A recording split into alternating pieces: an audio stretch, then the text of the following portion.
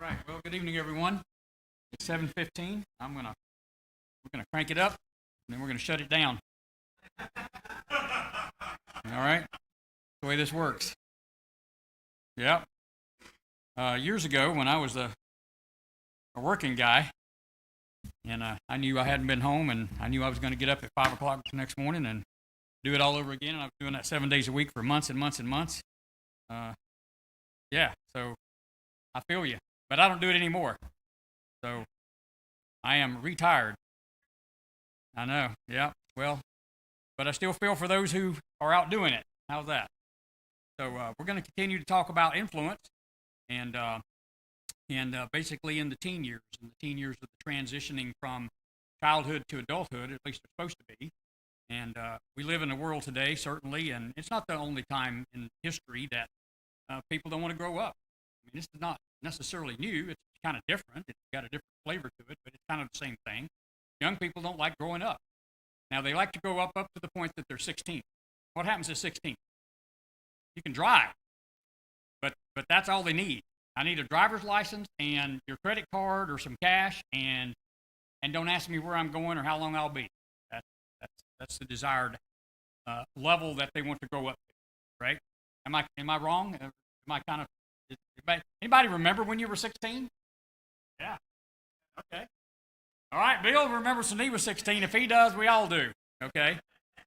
So anyway, we want to talk about that a little bit tonight, and then, but I have two questions first, and that is, first question is, how many young people, and don't answer the question as parents, but how many parents know that their young people are coming to church?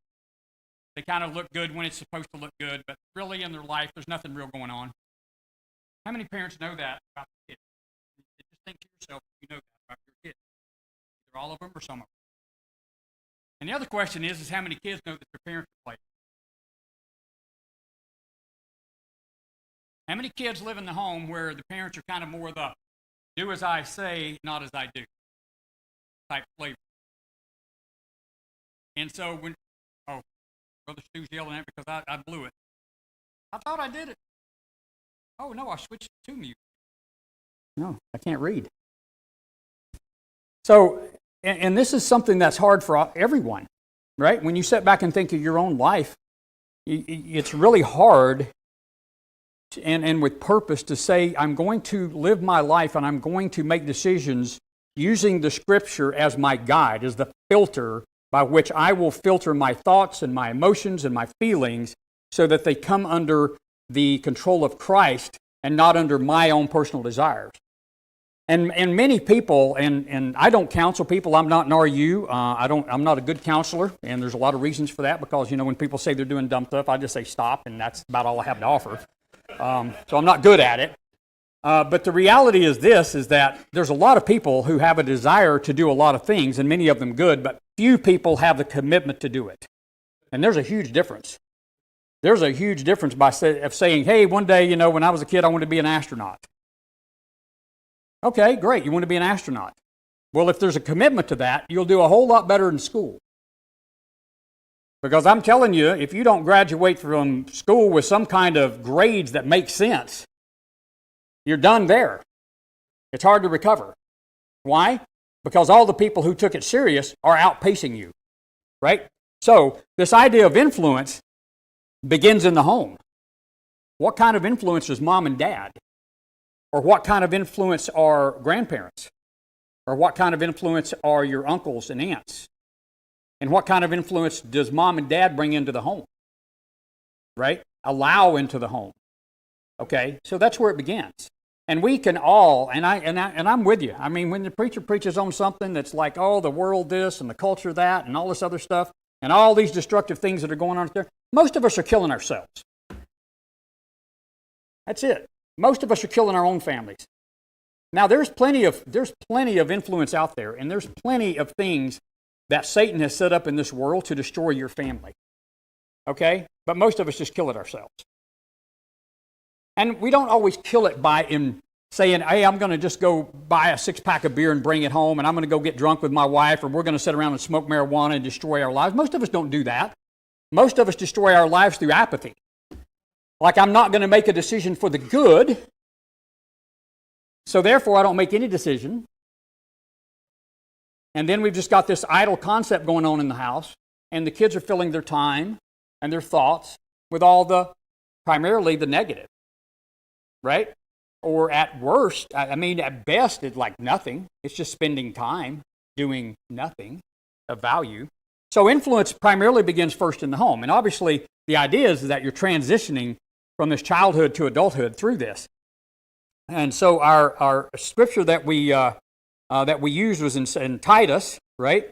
Actually, did I bring it? I thought I had. Yeah, our key verse is Titus 2. It says, "But speak thou the things which become sound doctrine, that the aged men be sober, grave, temperate, sound in faith, in charity, and in patience. The aged women likewise, that they be in behavior as becometh holiness, not false accusers, not given to much wine, teachers of good things, that they may teach the young women to be sober, to love their husbands, to love their children, to be discreet, chaste, keepers at home, good, obedient to their own husbands, that the word of God be not blasphemed. And young men likewise exhort to be sober-minded."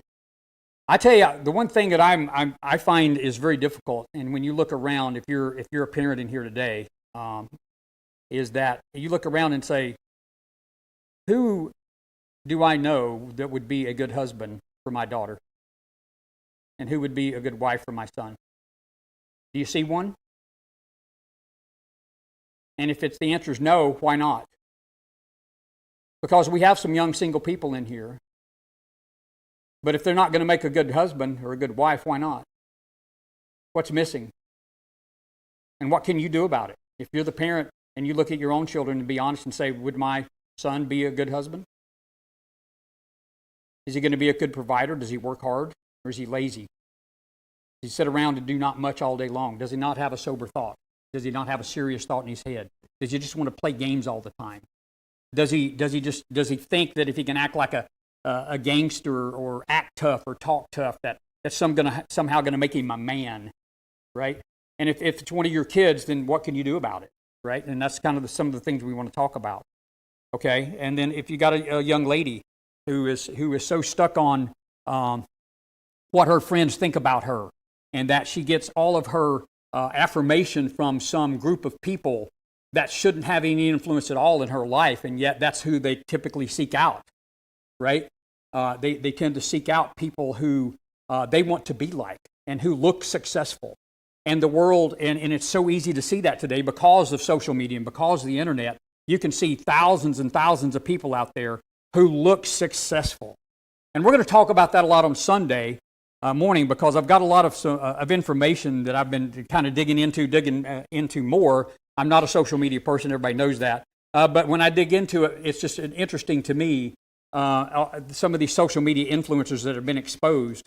And it's easy, I'll just give you a little hit to that, is that there was one lady who was exposed who was a social media influencer and had about 2 million followers, and she was some 24-year-old young lady, and very pretty, all made up and all this other nice stuff. And she talked about beauty care products and all this other stuff. Basically, it's a big, long infomercial.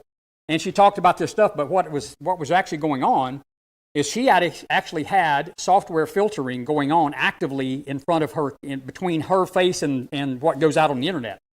Okay, and so there's software out there that actually changes her looks and with her own expressions, right, as she's talking. But that software failed one day, and it turns out the real person is a 58-year-old mom.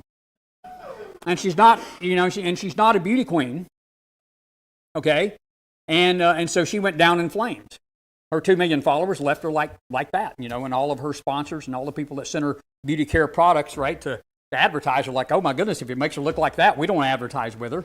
And so it's interesting out there because young people see this, and women, by the way, young ladies are attracted to this by a margin of about 2 to 1 over guys.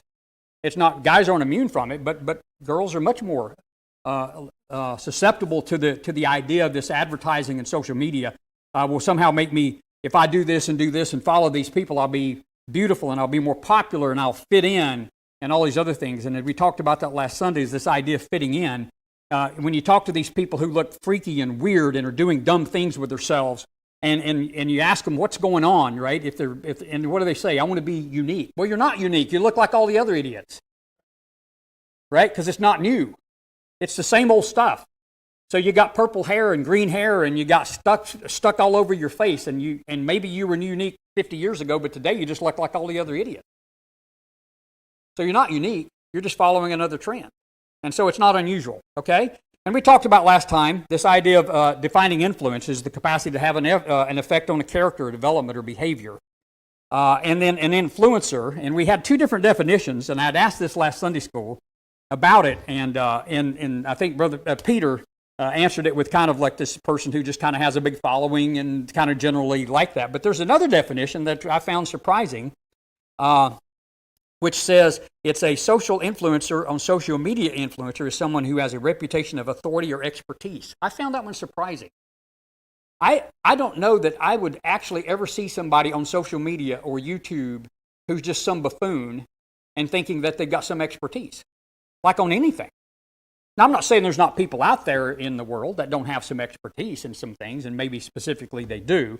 But in general, a lot of these people who have 1 million or 2 followers, it's kind of interesting, how did they just get them? And most of the time, it's just through creating drama over nothing. I found it interesting that there's a lot of restaurants now in New York and in Los Angeles and probably other places now that are banning social media influencers from their restaurants. And the reason they're doing that is that these people are just creating drama out of nothing. You know, that they're sitting there eating their dinner with their video camera up here like this and, you know, eating the chicken fingers and either going, no, these are the best in the world, or, oh, no, they're the worst ever in the world, whichever one they want to go.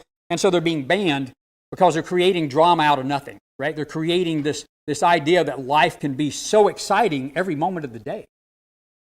And so if you're not excited every moment of the day, you're missing something. You should be out actively seeking this level of excitement of just everything all the time is big drama. And I found it interesting. Not long after we moved out here, we were coming to church one morning. We were actually out here in the parking lot in the old building. And there were 2 young ladies. I don't remember actually who they were, so don't ask me their names later. I don't remember which ones they were. But they basically, 2 different families. They were teenagers, I'd say 13, 14 years old, roughly in that time, that age group. But they had ended up obviously going to Walmart and buying the same dress. And they had it on the same Sunday school morning, and they didn't know that until they looked at each other and said, oh my goodness, you're wearing my dress. Well, Walmart's got more than one of them, okay? They've probably got a whole rack if it's popular and in style, but they were so upset over that. And I remember one of them just crying over it. It's like, oh my goodness, I need to go home and change. I was like, there's nothing wrong with the dress, move on, right? Get over it.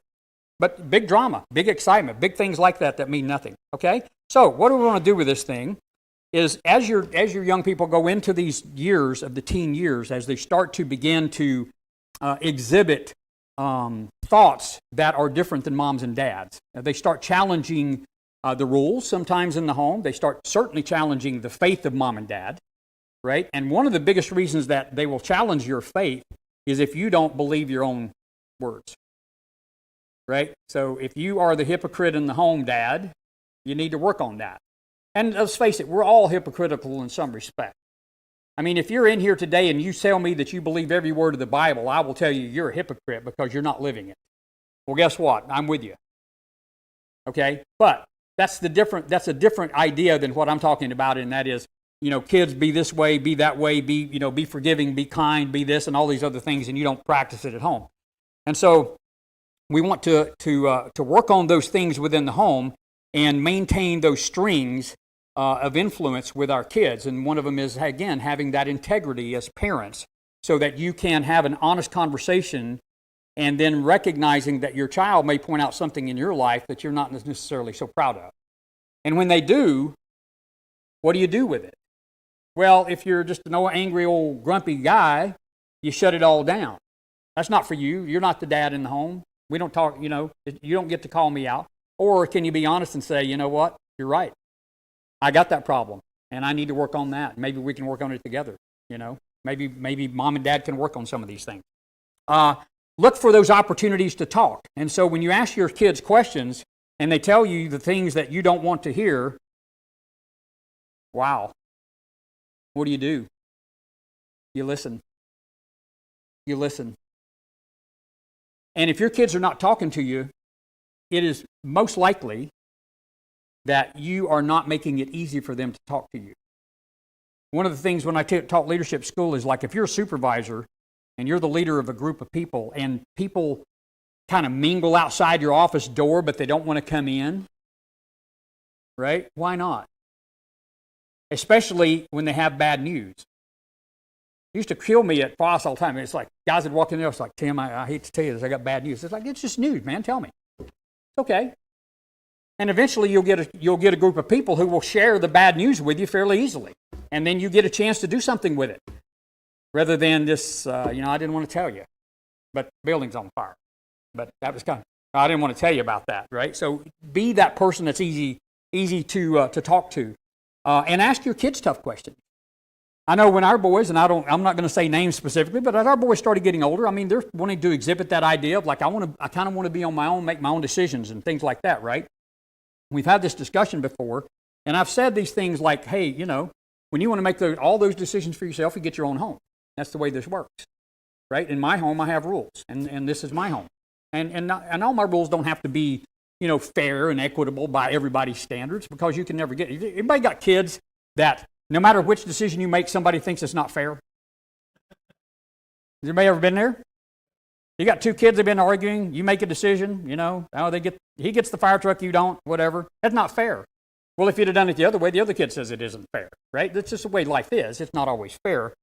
But the reality is in this process, right? You're dealing with trying to communicate, right, with your kids and letting them deal with it. But at the end of the day, it's still your house and it's still your rules, and you still got to establish those things for the good of the home and the family to the best of your ability. And so when they get to that age and they say, I kind of want to start doing my own thing, now you can come back and say, well, you're not going to do that here, and leave it at that. Or you can say, okay, well, it sounds like to me you're kind of ready to make that move. So let's sit down and talk about what that is. How do you prepare for that? You want to leave the home when you're 17 or 18 years old, right? Or you're 18 and you're an adult, I can't stop you, right? Legally, you can do that. So, but if you want to be successful, mom and dad can help you move out of the house successfully. And it doesn't have to be a fight and a battle. And, it's like, if you want to go, I'm ready for you to go. Believe me. I'm okay with you leaving. But I want you to succeed. So let's start talking about what that looks like. And sometimes what you can find out is when they start looking at, and I remember Vado, she'd say, okay, well, let's go out and we'll find out how much it costs to rent an apartment. And so she'd call up different places and they'd get numbers, and here's how much it costs to own a car and buy gas and get insurance and all these, buy their groceries and all this other stuff. And then all of a sudden, you have a little less desire to leave the home sometimes, right? Because you're not ready. And it's okay. They don't have to always be ready immediately, but at least they're kind of getting the idea of like, maybe it ain't such a bad deal at home. Maybe it's okay at home for a while until I'm better prepared.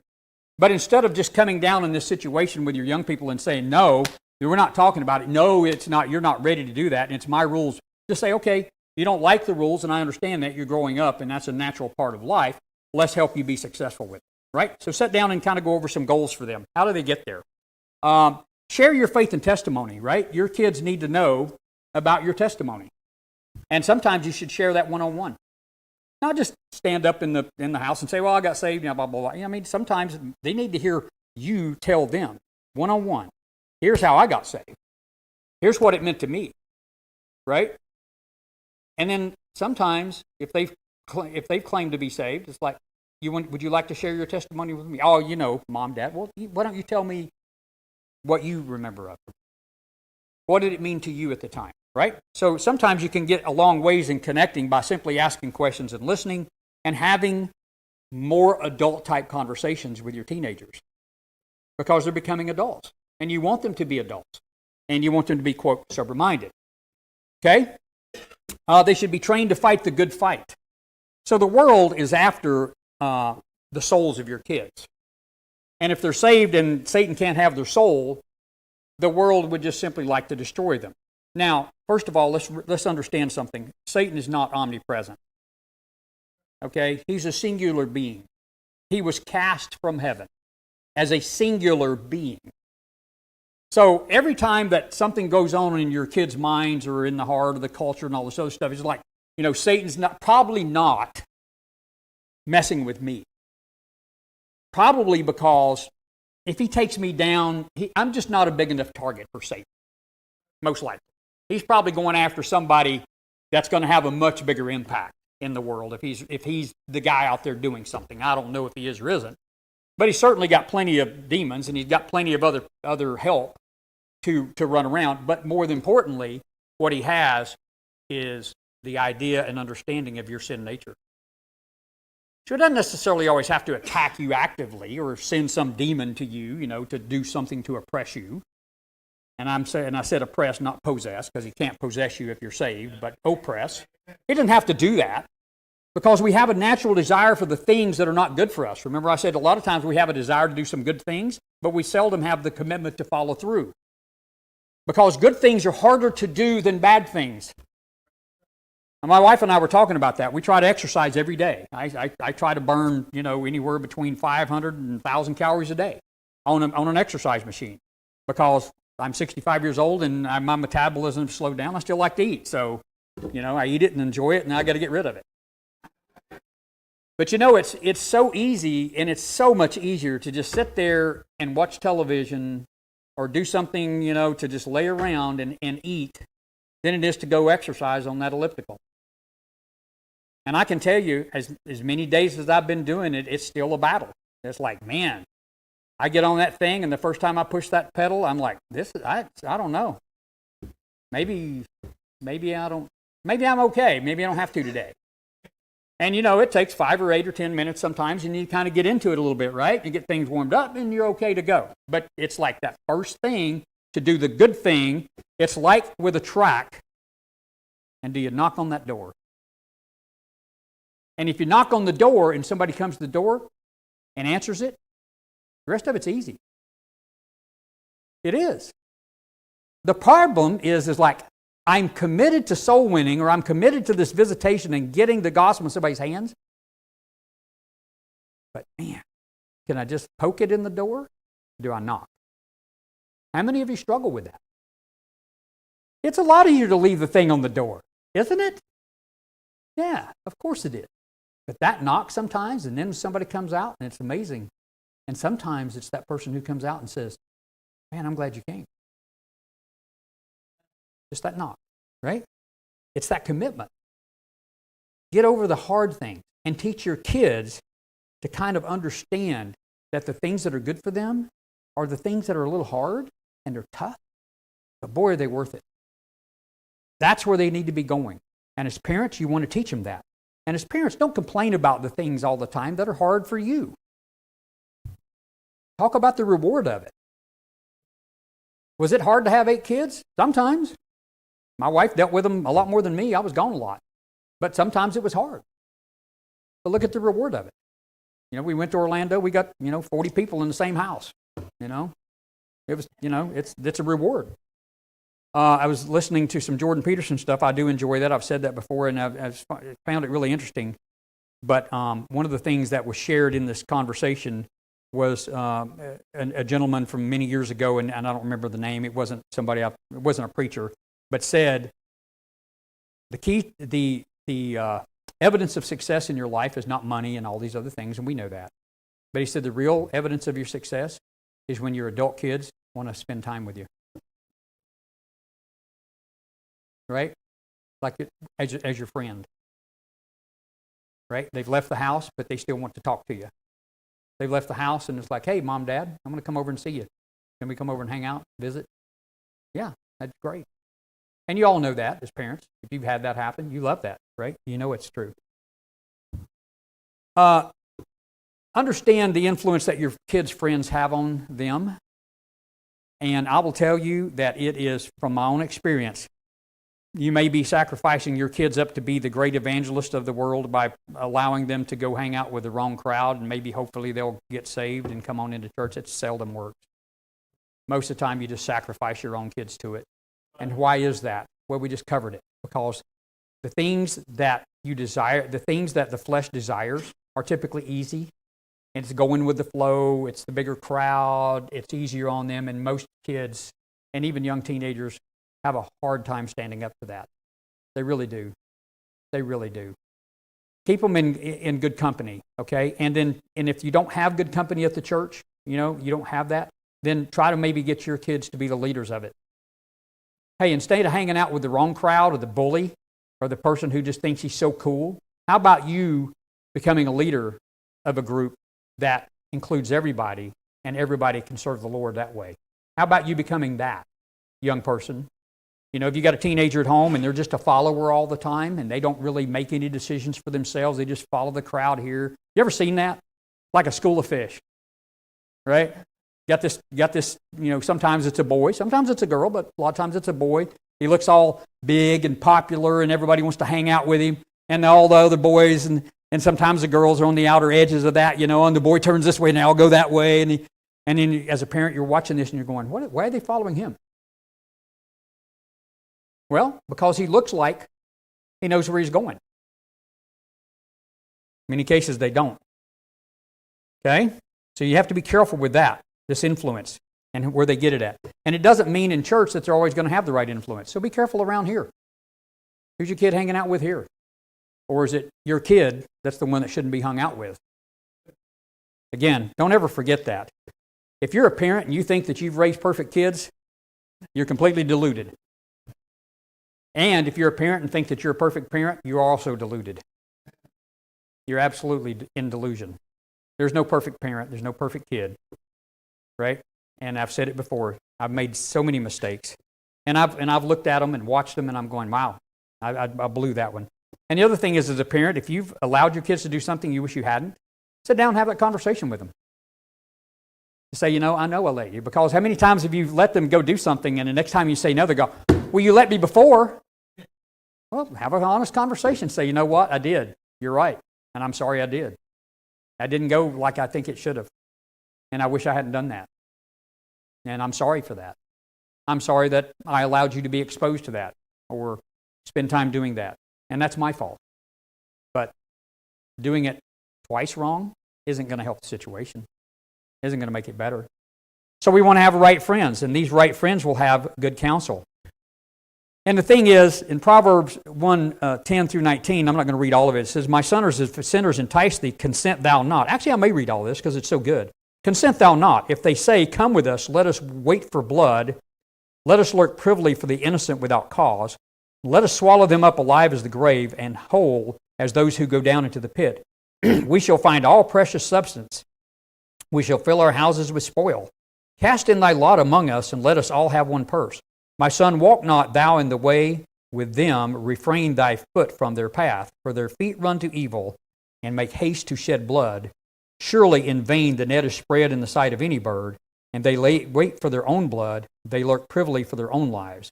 So there are the ways of everyone that is greedy of gain, which taketh away the life of the owners thereof. This is a great proverb. Your kids are, again, by nature, and it's the sin nature they're born with, are going to have desires to do things that are not good for them. And as they become teenagers, right, and they start having a wider circle of friends in many cases, right, because they're a little bit further away from home, they get to travel a little further, spend a little more time away, that group is going to be larger. Who is that group, right? And are they the sinners that are enticing your kids? Or again, are your kids the one enticing them? Okay? So they should have right friends. Your good friends will hold you accountable, right? Have you, as a kid, you can raise your hand. Did you ever have a friend tell on you to your mom and dad? Did you hate it? Did you hate it? Yeah. You thought they weren't your friend, didn't you? Do what? Yeah. Hey, believe me, it happened to me. I wasn't happy with them. I thought, man, you ratted me out. I thought you were my friend. I'll just be honest with you. One of the things is, when I was growing up, Brother Daniel and I are talking about this, the kind of differences. But when I was growing up, my parents had to deal with rock and roll music. The Beatles. Right? Come on, the Beatles. It was all new stuff. Every generation's got its new thing. Okay? And so rock and roll wasn't that, it took America by storm, but it wasn't a whole lot of parents like cheering it on. Okay? When the Beatles came over, they were not considered by most adults as parents as a good influence. They were a negative influence. Guess what? They still are. They still are. How many adults in here love the Beatles? Come on. Yeah. Yeah. Grandma, look at you.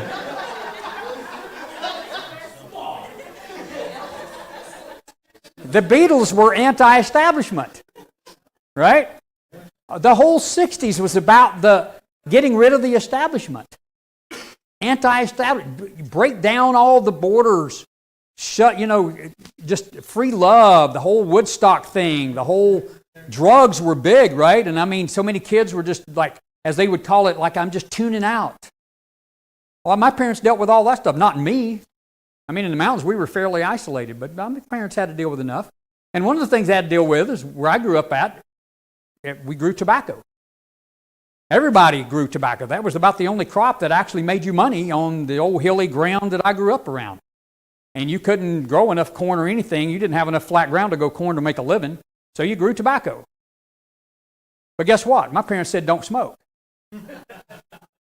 My parents smoked, right? And it was cheap. But don't smoke. Well, I snuck a cigarette. And I went out behind, some little shed or barn or something like that. Probably almost burnt the place down, don't remember. But, a couple of us lit up. And one of the kids told on me. And I wasn't happy about that. And I had to pay the price with mom and dad. And then later on, my mom and dad quit smoking. They just quit. But the reality is, I had a friend, I thought he was my buddy. He turned me in. You know what's worse? He smoked one too. I didn't rat him out. I was a real friend. But he was my friend. And you know what? I didn't smoke anymore. I mean, I didn't smoke because I thought it was bad for me. I mean, they didn't say anything about that. But I got wore out. I mean, I paid a price. It hurt. And I remembered it. And I had a friend who helped me be brought back into line. I wasn't going to be brought into line on my own. He ratted me out to my dad, and my mom and dad put me back on the straight. And I'm glad they did, because I didn't grow up smoking. But at the time, I didn't think he was my friend. And this is one of the things that you need to teach your young people. And teenagers, young people in here, if somebody is giving you good counsel, and they're trying to help you do the right thing by telling you to be obedient to your parents, then you need to spend time with them. But if you've got some young people you hang around, and you're saying, my mom and dad don't like that. I don't think they'd think much of that. I really shouldn't do that. Come on, man, are you going to be listening to your mom and dad all the time? Don't you ever break the rules? You ever said that to somebody? Yeah. I grew up a regular kid. I didn't get saved till I was 21. Well, guess what? Maybe I wasn't the best influence. Mom and dad gonna always tell you what to do? You always gonna follow those rules? And what did you call them? What were they called if they always followed the rules? What'd you call it? Come on, Jason, you're looking at me. You know what you called them. Goody two shoes, crowbar, squares. Yeah. Anybody else? Narc. Yeah, narc. Yeah. So the reality is, parents, is that we struggle in life to keep our own selves in line.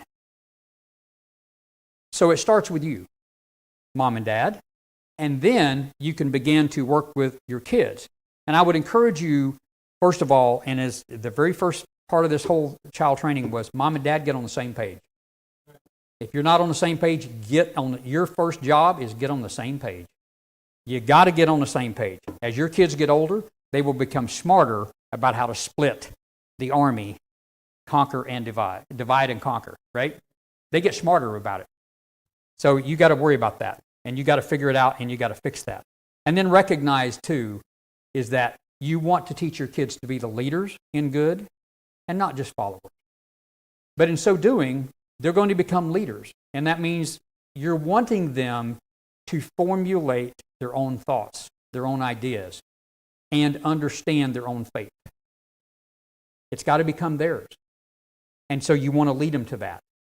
You want to show them that, but you can't give it to them. You know what they have to do? They have to earn it. And I'm not talking about earning salvation. I'm talking about earning your faith. You got to work it to earn it. You think when you got saved that you had faith? You had enough to get saved. But you don't earn it. You haven't earned it. You haven't earned it to the point when you walk out there in society and everybody out there wants to go that way. You're going to follow or you're going to lead a different direction? Because that's the choices. And quite frankly, there's really only two directions. Either it's a path to good or it's a path to destruction. That's the two choices. Okay? Now, next Sunday morning, we're going to get into the details of social networking and the internet in general. Okay? But the idea behind all of this is that moms and dads, this influence, we constantly are focused on what's going on the outside. And yes, you should be aware and you should be working on that. But be careful about the influence in the home. That's what tonight's about. What is your influence? Because you do have influence. Most kids, when they're asked, even through their senior years, like, who has the most influence in your life? Most of them will say, mom and dad. Now, maybe they don't really believe it or do it, but they will at least say, mom and dad have the most influence in my life. So if you have that, and they're still at home, that means you have it. That means you work on it. And you become active in their lives by asking them questions. If they go to school, how was school today? What did you talk about? I remember when our boys, and Katie went off to Running Start, and they're in there and they're having to take courses in psychology and different courses that are not necessarily teaching biblical standards and biblical ideas about creation or any of this other stuff. And so when we talk to them, and I'd hear Veda ask them, "How was your school today? What'd you talk about?" And they're writing a paper. But Mom, Dad, I don't want to write a paper that agrees with that because I don't think we agree with it. I don't agree with that. I think that's wrong. What do we do? And so you help them write that paper that's kind of like, "Hey, Mr. Professor, we don't agree. And here's why." And then you'd hear about them in these debates, at lunchtime or something like that in the school cafeteria, like somebody comes up and says, "You don't believe in evolution, or you don't do this, or you guys don't do that, or you think it's wrong to drink," or whatever, and you start seeing those debates. Why? Because they're standing up in class and saying, "I don't believe that." Guess what? That's a ministry. They have an opportunity. And you know what else they're doing? Building their own faith. They're earning it. You know how they're earning it? By having to weather the storm of all the other kids who say, "Oh, I think you might be a freak. You might be weird. What do you mean you're a young lady and you're 16 or 17 and you haven't slept with a guy yet? Are you weird?" Yeah. Maybe that is weird. But it's also right. It's also a good thing. And instead of cowering away from those questions and kind of slinking away like some guys with your young guys and saying things like, "You mean you don't do this or you don't do that," like there's something wrong with them, instead of them kind of going, "Well, kicking the dirt and looking around." No, stand up, look them in the face and say, "No, I don't do that." And you know why I don't? Because it's wrong. And because I have enough backbone and I have enough gumption and I believe something bigger than me and I believe it's a good thing for me. And so, no, I don't do it. And I'm not ashamed that I don't do it. And I'll stand up here and tell everybody that I don't. And if they do that, you know what you find? They all of a sudden start having friends who start migrating toward them. And you know what those friends needed? Those other people? They needed somebody to lead down the right path. And so your young people are going to be facing that, and they are facing that. But instead of following the wrong crowd, because it's so hard to stand, but if they could do it one time, just one time, stand one time. Mom and Dad, try to get them to have the strength to stand one time and say, "I'm not standing over with you, I'm standing here. And this is the direction I'm going. And guess what? They will empower, and there will be people who will look at that and say, that's good. I think I want to hang out with them. Maybe I'll come up to your house and hang out. Why? Because all they needed was somebody to take a stand that was their own age group, somebody that they could look at and talk to on their own level, but they took a stand, and all of a sudden, that influence is going the other way. And that's what we're looking for. So parents, you have that. Next Sunday morning, we're going to close out of here on time.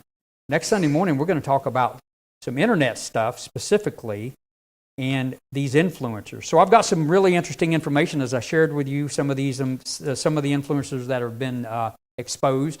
But you know, one of the things I did find, and I've got a really long article by a young lady who is an influencer. But how many people in here know how influencers make money? The last few minutes we'll just ask, how do they do it, Harlan? Okay, ad sponsors, right? Okay. So the bigger the following that they get, right, the more money they make per ad. How many of you in here fast forward through commercials during the football game if you recorded it? Yeah, right. I mean, you don't like watching commercials, right? Why don't you like watching ads? Well, how come millions of people are tuning into these influencers to watch an ad? Because that's all it is. Do you know how it works? This young lady who's an influencer is actually sent a product in the mail, and she receives an email contract from her agent that tells her the stipulations in the contract, how many times in a 60-second video or a 2-minute video she has to mention the product and the words she has to use about that product. Like the most extraordinary, or the greatest shoes, or the best I've ever had, or whatever it might be, right? Those things are in their contract. Right? This makeup thing, right? This is the best makeup I've ever had. I feel perfectly beautiful when I wear blah, blah, blah, right? And all that's coming to them in a written contract. And they're paid anywhere from $8,000 to $18,000 per. Social media influencers are advertisers, and that's it. And the more followers that they can gather, the bigger the ad money is. That's all it is. And young people who would turn around and say, I don't like watching ads at all, are tuning into social media influencers to watch an ad. Right. And that's all it is. And yes, it looks real because that's exactly what they're paid to do. They were sent, this one young lady was sent tennis shoes, and so she filmed herself for 2.5 minutes walking to the store like this and going, these are the greatest tennis shoes in the world. Well, no, everybody thinks that's just real. She went out and bought the tennis shoes. She loves them. They're great tennis shoes. That's great, right? No, she got paid $8,000 for that 2-minute ad to put on a pair of shoes and record herself for 2 minutes walking in them as an advertisement. And that's all it is. It's just ads at the best. And at worst, it's a lot worse. It's a lot worse. And you know what's funny about this particular article, and I'm going to share some more details of it later, is that this one young lady is both a creator and a consumer of the same content, right, on the internet. And she got duped. And she knew it, and she couldn't resist it. And that's the whole gist of her article. She's getting her MBA from Boston College, and she's paid her way through college by doing social media influencing, basically creating ads. And it's crazy. It's crazy. $18,000 for an ad? And that's all it is. Social media influence, a bunch of advertising. That's all it is. And that's at best. It gets a lot worse. But that's at very best. How many in here today follow a social media influencer in some respect? Yeah. And some of them are interesting people, no doubt. But if they have a product at all, if they talk about one product, they're nothing but an advertiser. That's it. And they got paid up front to do it. So you already know that too, right? So know that. They got paid up front to do it, and the product was sent to them, and they got an email and said, here's the contract. Here's what you signed up to do as one of my advertising people.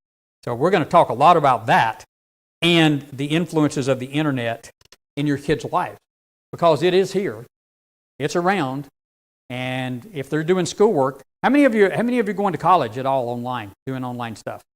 Right. Our kids had to do a whole bunch of their college stuff online, take tests online, and they had to be able to have internet access. And it was actually, Katie, you had courses that required that you have internet access, right? As a prerequisite to the course to sign up. And they wouldn't replace it by, going to the school or doing anything like that. It had to have internet access. So guess what? It's here. So you got to deal with it, and you got to learn how to deal with it the best you can. So anyway, that's what I have tonight. I just ask that everybody be praying for Sunday school this Sunday. Brother Rob, this will be my last one. It's the last one. And we're going to try to hit social media in some detail and some things that you as parents can look for in your internet browser and places that you can go to see what your kids are doing and things that you can do to work on that. And also, how many of you have ever been hit with a phishing scam on the internet, right? And how you can identify those, right, specifically, how you can identify some of that type of stuff. So we're going to deal with that. Why? Because it's reality, and it's here, and so it has a great influence in our lives today, right? All right, well, let's pray. Father, we thank you for the time this evening. I just pray that you'd bless us, Lord, as we seek to train young people, Lord, ourselves even, to discipline ourselves to do the right thing. And, Lord, that in disciplining ourselves and training ourselves, Lord, that it would have an influence on young people coming behind us in this life, Lord, and as Christians, Lord, that we would have a positive influence on those around us, Lord, that we would seek to create a positive image of you, that we would discipline ourselves and train ourselves to have the right kind of image, Lord, not a fake one, but the real one, Father, where we try to seek to serve you and do the right thing, Lord, and that we have the strength to stand up in this world and say the right thing and do the right thing and be the leaders, Lord, throughout all the groups that we influence, Father, those people within our circle of influence, and pray that we'd do the right thing. Pray that you go with us and keep us safe now in Jesus' name. Amen. All right, thank you all for coming. Thank you for your attention. I'm going to have a lot more questions next Sunday morning. There'll be a lot more questions, Q&A, so be prepared for that. Peter? All right? I got you. Josh Hatfield back. Hey, Brother Sanchez, you be prepared, man. I mean, some of you internet there's Brandon. He's a programmer. Brandon?